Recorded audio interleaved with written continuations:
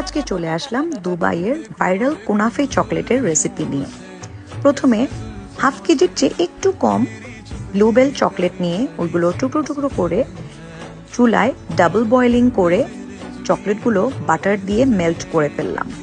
খুব ভালো করে নেড়ে নেড়ে ডাবল বয়েলিংয়ের মাধ্যমে চকলেটটাকে একদম লিকুইড করে ফেললাম। তারপর বিস্কিটের ট্রে, প্লাস্টিকের ট্রেগুলোতে ওই গরম চকলেটের মিশ্রণটা ঢেলে ফার্স্ট লেয়ারটা রেডি করে ফেললাম। নেড়ে চেড়ে এইভাবে পুরাটাতে মাখিয়ে ফ্রিজে রেখে দিব 2 আওয়ার্সের জন্য।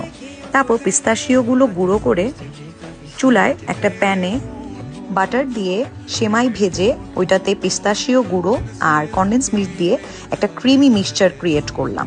তারপর সেই হার্ড হয়ে যাওয়া চকলেটের উপরে ভালো করে মিক্সচারটা স্প্রেড করে দিলাম, একদম ভালো করে ফিল আউট করে দিলাম বক্সটা।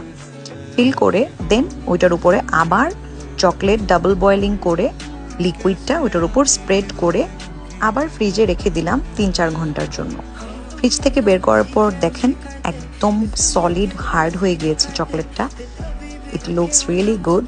তারপর ভেঙে দেখলাম ওয়াও, সো পারফেক্ট। অ্যান্ড খেয়ে দেখলাম এই কম্বিনেশনটা যে এত মজা হবে আগে বুঝিনি।